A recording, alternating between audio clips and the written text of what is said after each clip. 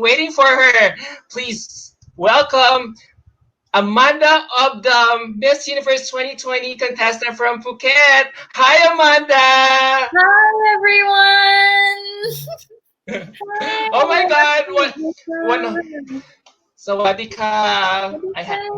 I've been to Bangkok so many times before, but I couldn't get the right intonation, pronunciation, how the correct pronunciation for that Sawadika greeting. Wow, Amanda, thank you so much for gracing our Facebook live chat series. Thank you for thinking about me and inviting me onto here. I'm very grateful. Yeah, it's our pleasure. Thank you so much, Miss Universe Thailand organization, for making this possible, for making this interview possible. We're so grateful for allowing Miss Amanda Obdam to grace our Facebook live chat series tonight. Like, thank you so much for heeding our interview requests at such short notice. So, yes, wait. Our comment section is really blowing up with a lot of your fans' comments. Okay. Of course, I couldn't understand all the Thai greetings, Thai. So yeah, Lakana kong sinawad. Amanda, you are Miss Universe 2020 Thailand 2020. Good talang api which said from Cambodia right now. Everyone, our comments. Yeah. Oh my God. How do you feel? How do you feel that you're getting so much love from a lot of Thai pageant fans in your foray here in Miss Universe Thailand? Honestly, when I decided to compete in this year's Miss Universe Thailand, I didn't realize how much love and amazing people and fans that I was gonna be given, and I feel so grateful, and honestly I feel so loved, and it gives me that power to push myself even harder towards the competition, even though I'm giving it 100%, but with all the love and support I feel like I want to give it even more, if that's even possible. I'm just really happy. Yeah.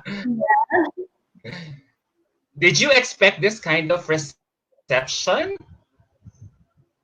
No, I didn't really know what I was expecting, and the outcome it's way more than I even thought could be possible or like expected. I didn't realize that deciding to compete would, I don't know, I just feel so loved, and I'm just so grateful, and I'm so thankful for everyone and all the messages. They're so lovely and amazing. I wake up and honestly that puts a smile on my face every single day. So thank you so much. ขอบคุณทุกคนนะคะ Yeah. I see that you're one of the most popular delegates here in Miss Universe Thailand. I was just on page last night, and in just 30 minutes alone, you already garnered 223 shares and 1,000 views. So there's so much interest in you, and even right now, as we are just starting with this interview, there are already 269 viewers watching us. I think we're about to hit 500 as we go along. Yeah, 276. Thank you. Thank you, Thai pageant lovers. Thank you, Thai pageant fans, for tuning in. Wow, our live chat is exploding right now. Wow, thank you so much. Yeah, a lot of people are really. So how do you feel about it? Yeah, so do you feel pressured? Oh my God, so many people are expecting so many great things from me. Yeah. So do you feel like pressure to really deliver well, considering that there's just so much hype noise about you on social media? Well, honestly, I've done a few pageants in my lifetime, and one of them being Miss Grand. And I put a lot of pressure on myself when I was doing that competition. And I felt like I didn't really enjoy myself. There was no joy. But when I went to Miss Tourism Metropolitan, I told myself that I was going to just enjoy every single moment and just make new friends and enjoy the pageantry and all the little things that comes along with it. And I could see the difference when I go back and look at the pictures when I did Miss Grand and Miss Tourism Metropolitan, I could see the smile on my face being so different. So therefore, coming into this competition, I told myself to not put any pressure on myself, because all I can do really is to give all of me, and that's what I'm going to do. And so no matter what the outcome is, I'm going to give all of me, so then I wouldn't have any regrets during the competition or even after. Yeah. That's nice to hear. Pageantry has really transformed you into a full-grown woman that you are now today. Yeah. Yeah. The metamorphosis is really showing. So for the benefit of our viewers watching, of course, a lot of Thai pageant fans know you already, but for the benefit of a lot of Filipinos who are also tuning in right now, can you tell us or introduce yourself for the benefit of our viewers, like your age, hobbies, interests? Of course. Well, hi everyone. My name is Amanda Obdam. I am 27 years old. I am 170 centimeters tall, and I am from the island Phuket. That's in the south of Thailand. I'm an island girl at heart. I grew up on the island. Every Saturday and the weekends I go to the beach. So naturally my hobby is swimming, and I also scuba dive. I love diving and going into the undersea because I feel like it's so peaceful, and it gives you this peaceful vibe, and knowing that there's another world under there, and you see all the little cute fish, and yeah, there's a little bit about me. So what is an island girl? What is a beautiful island girl like you doing in Miss Universe Thailand? In Miss Universe Thailand, well, I feel like being a pageant girl has transformed so much. You can't only be pretty on stage anymore. You need the brain, and you need the leadership, and you need to inspire others and be inspired by others, and you need to really empower other women and everyone that's looking up to you. So I feel like that's the inspiration for me to compete in Miss Universe Thailand, and I want to be that woman that inspires others. More on that later on. I love that what you're saying. You're firing the opening salvo. You want to inspire a lot of people. But before we get to that, before you got to pageantry, I read that you have been embarking on a successful modeling career. You have appeared in Silk. You have previously appeared in commercial ads for Sunsilk, School, Pau Home, and so many other brands. So how were you discovered in modeling? In modeling, well, I was discovered when I was about 16, 17 in Phuket, actually. One of my friends was a model, and his agency was in Phuket for a holiday. And they happened to ran into me, and he asked my name, my number, my age, and then he sent me an email. So I flew to Bangkok to do some casting and to do some headshots with them. And pretty much we kept in contact even after I went to university. And when I came back from university, I contacted him and the agency, and that's how it really all started. Yeah. Oh, it's nice to note that you're half Thai, half Canadian as well. Do you think your being a halfie may have something to do with your successful modeling career in Thailand?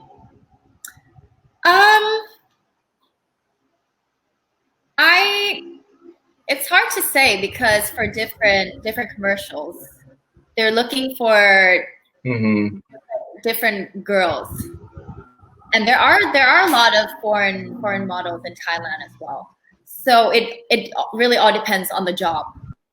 So for one job, they might be looking for someone that's blonde. For one job, they might be looking for someone that's full Asian.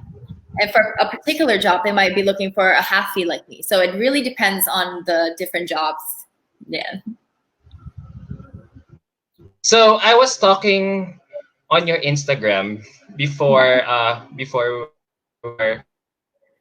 we went live earlier, and I came across with some pictures which I want to flash on screen right now.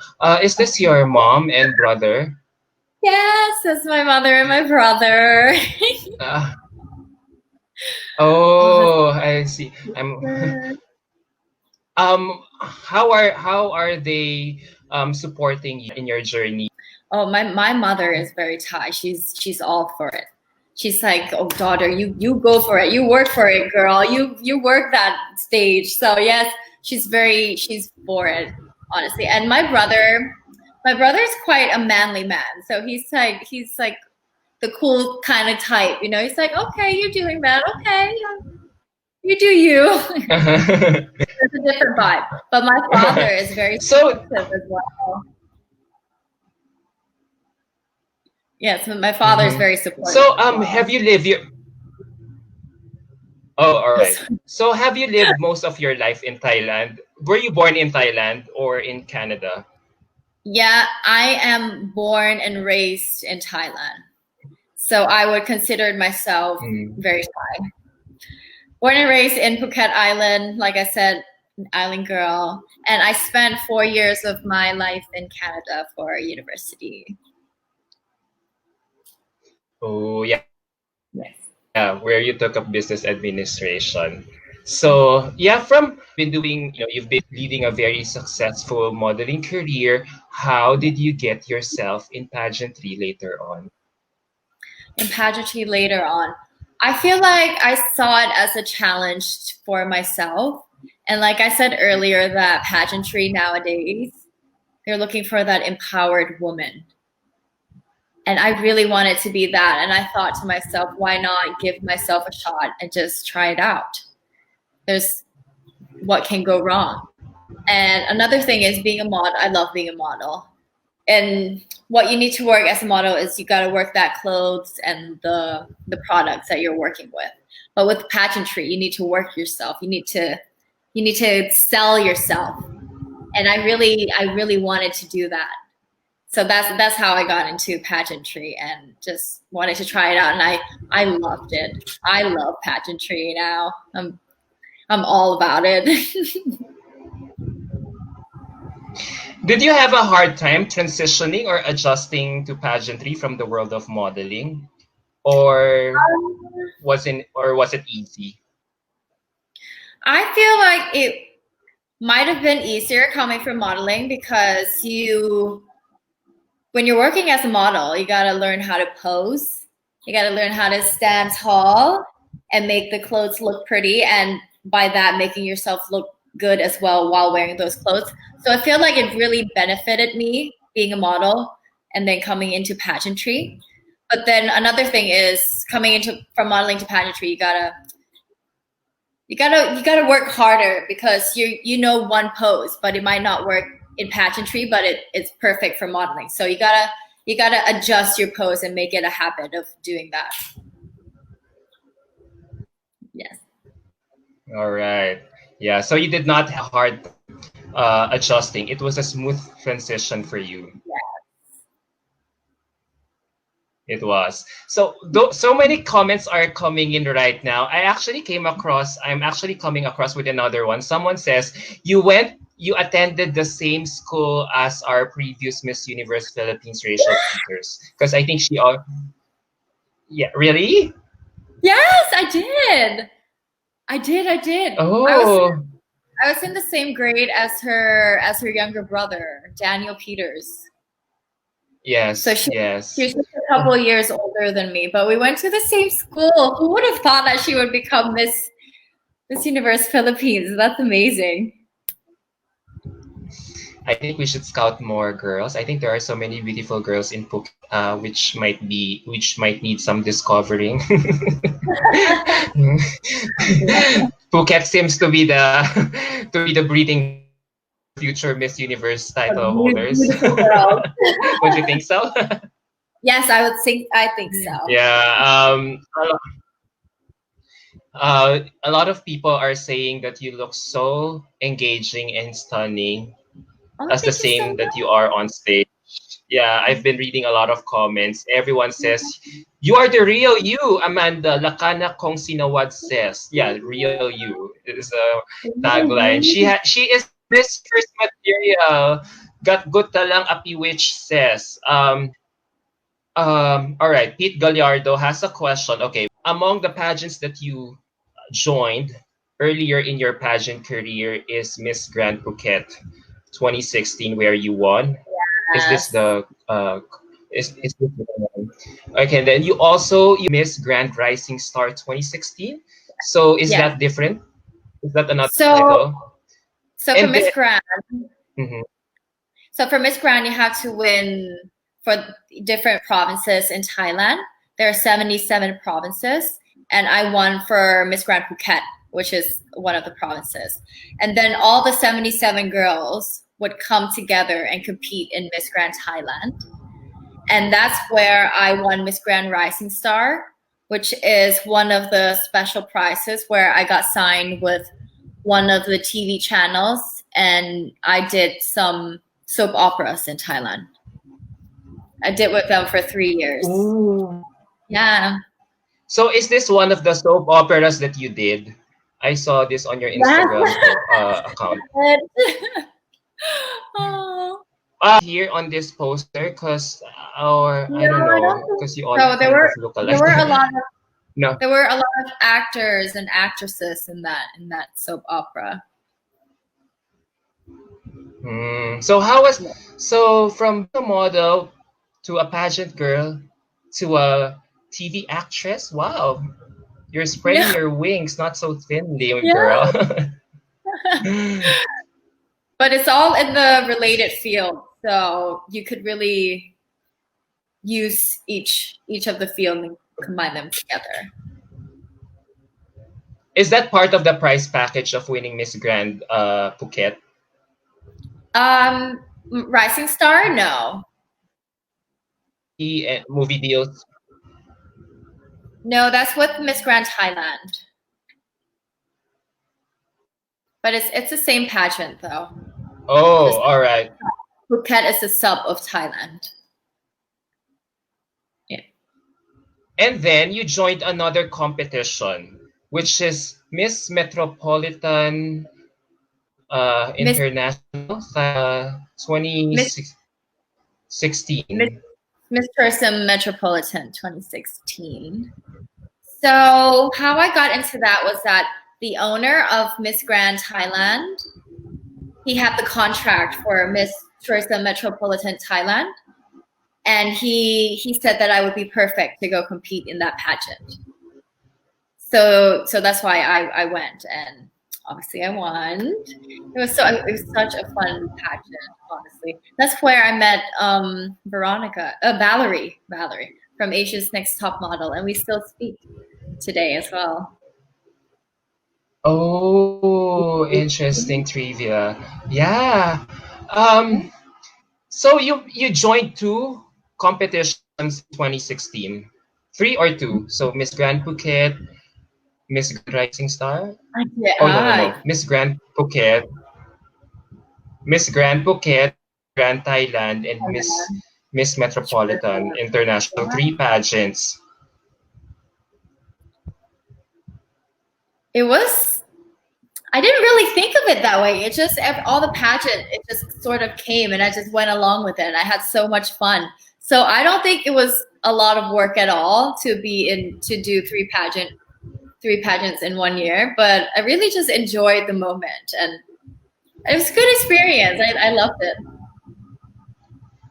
Wow, that's amazing because those are three different pageants.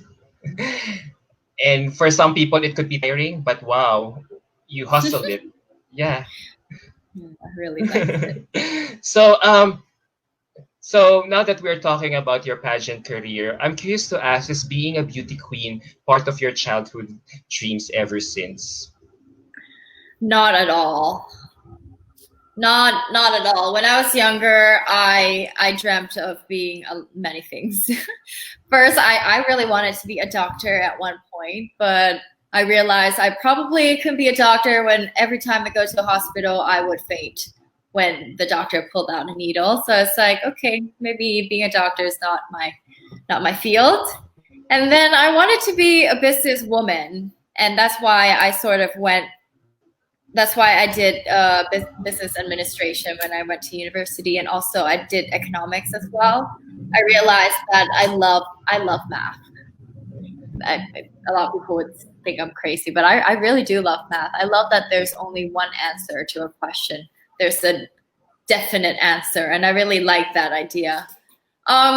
But pageantry was never in my mind. It only came into my mind when I grew up and I saw what it really stands for. That's when I looked into it, and I felt passionate towards it. So that's how I got into it, but not when I was younger. Wow, we have so many things in common.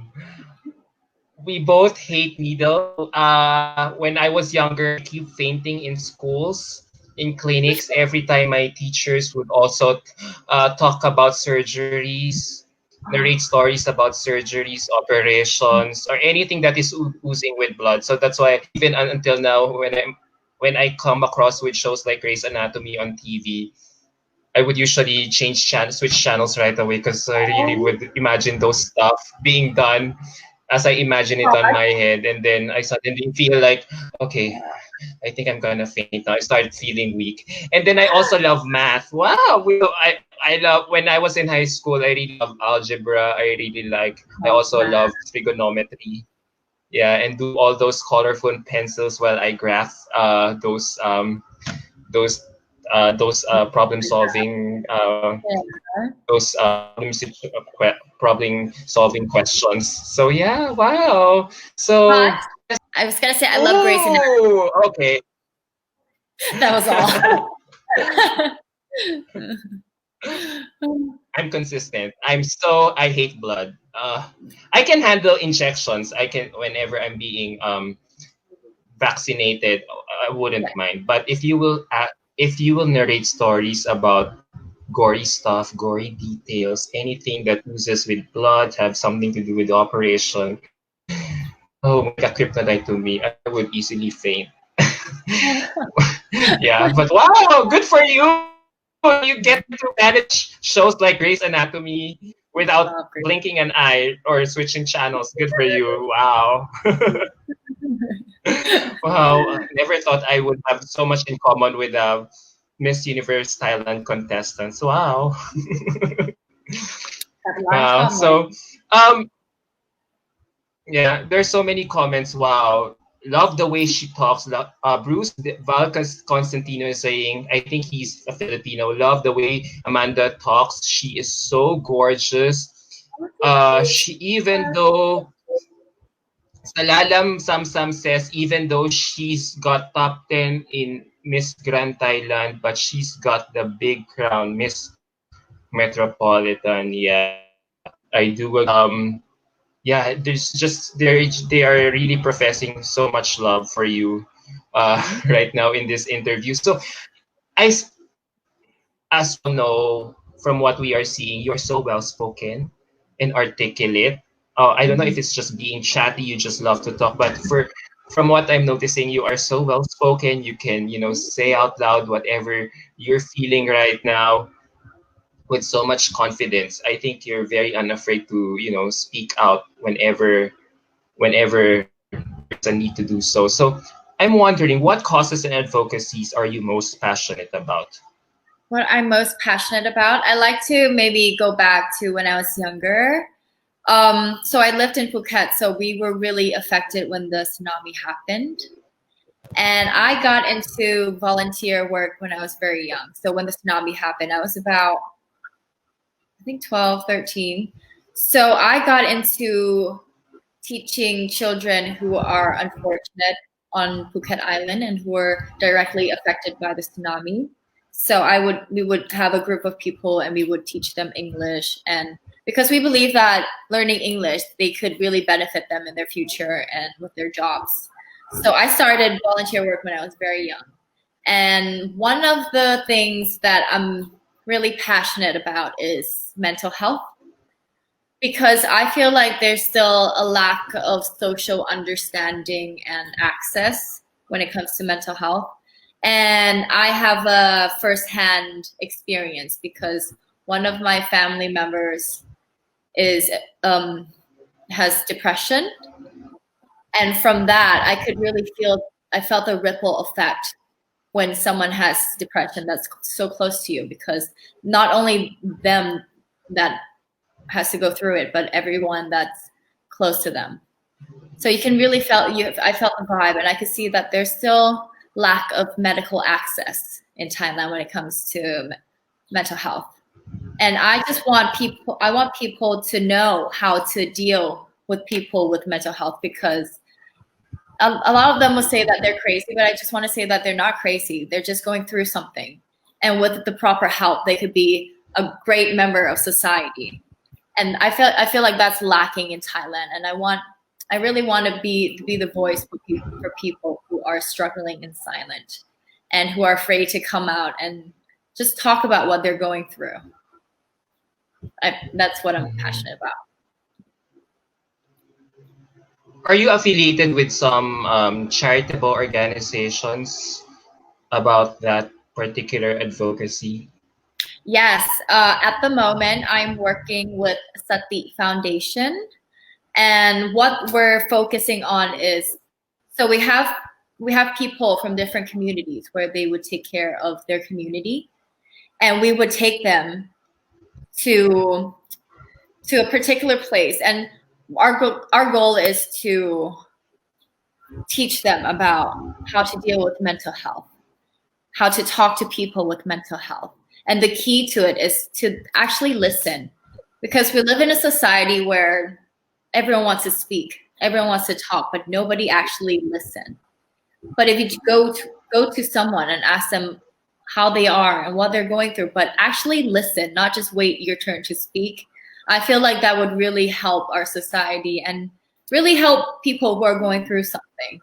So what we're doing is we're mentoring and teaching people who are in charge of their different communities on how to deal with people with mental health, how to listen, how to talk to them, so that they could take all of that knowledge back to their communities and actually use it and tell other people in their community to use it as well.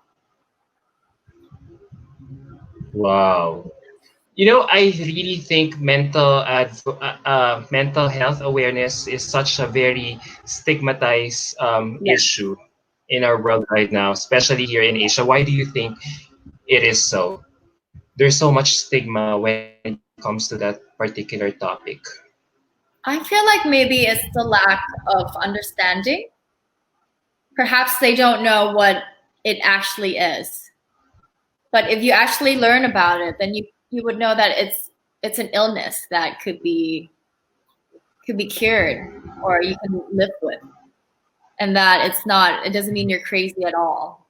But I feel like if there's more understanding about the different mental health and different mental illnesses, then people would understand it more. Mm-hmm. Yes.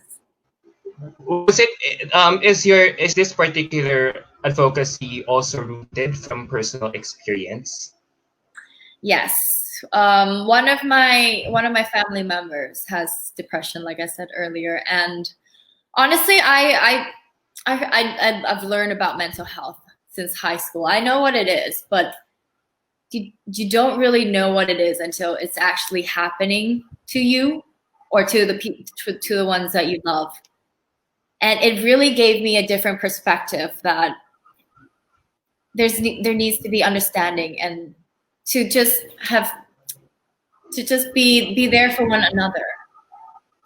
Because even when it happened to my family member, I didn't really know how to deal with it. To someone with depression and to have even suicidal thoughts, like how I was taking it back, because I thought to myself, well, I'm scared of what I might say could be a trigger, and that I didn't know what to do. I didn't know how to deal with it. But when I did my research and talked to doctors, that's when I'm starting to understand it a little bit more. So that's why I want to be the voice and to raise awareness about mental health. And because even though you hear about it, you don't really know how to deal with it when it's happening to you.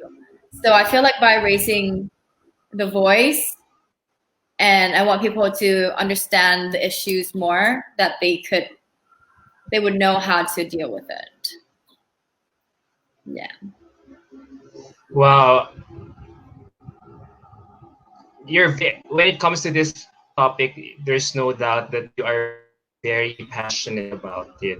Do you think your candidacy? Do you think your candidacy in Miss Universe Thailand is coming in such a perfect time? Because, as we all know, Miss Universe organization is championing women nowadays to really do something, or who could really contribute something, uplift the lives of her community, of her people in the community.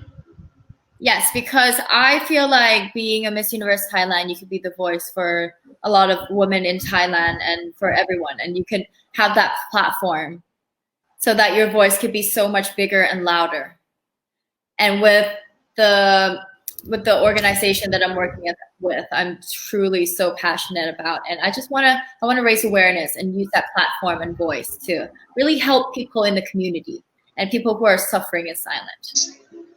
Yeah, great. Yeah, I couldn't agree more. Yeah, this topic really needs a lot of awareness, spreading awareness, because it's really heavily stigmatized. Yeah. So, apart as you've said earlier, you have joined a lot of pageants before. Do you think these previous pageant experiences are serving you or giving you an advantage in Miss Universe Thailand? I would say definitely, because even when I did my first pageant and I went on stage, oh my God, I was so nervous and I was so excited and I had that adrenaline rush. But I feel like now I know how to work the camera a little bit better. I've improved on my walk and even on how I speak towards the camera. I feel like it's an advantage for sure, because with all the experiences, I've improved myself with that. Is that also the reason why why you have such a huge fan base in Miss Universe Thailand? I think a lot of people have followed me through. Even some of the fans have said that they've followed me since my first pageant ever, and I'm forever grateful. But I feel like with this year's pageant, I think it's because I decided so early on that I was going to compete in Miss Universe Thailand 2020, and I've announced it so that people were sort of like seeing like, oh, who's this girl? And maybe they've become intrigued and interested in who I am. I think that's probably why as well. Yeah, because they really find you very refreshing. Yeah, because as we all know, a lot of Miss Universe Thailand contestants are usually shy and Yeah. kind of timid, especially when it comes to expressing their views and opinion. But here, they see a different Miss Universe Thailand contestant in you, where you're so empowered, you are so confident, you know what to bring to the table. Uh, where is this coming from? Or does it have something to do with your Western upbringing? Actually, I grew up a very, very shy girl. And it took a long time for me to be comfortable in my own skin. Because even from a very young age in Thailand, they love lighter skin. And me being an island girl and I love going to the beach, people would say, why don't you be lighter? You look so much more beautiful. And because of those comments, I grew up being very shy, not thinking much of myself, and I didn't really have the confidence. But when I grew up, I feel like with experience and age, you become so much comfortable in your own skin and you really grow that self-love, because confidence comes from inside. It's an inside job. It comes from inside. So you got to work on yourself. You got to know yourself, learn about yourself, and talk to yourself with a kind voice. I feel like that's how I became so confident, and to know that my voice matters. And that's why I'm so confident in expressing my opinions. Because if I have an opinion about something, I feel like it's okay for me to say it. Yeah.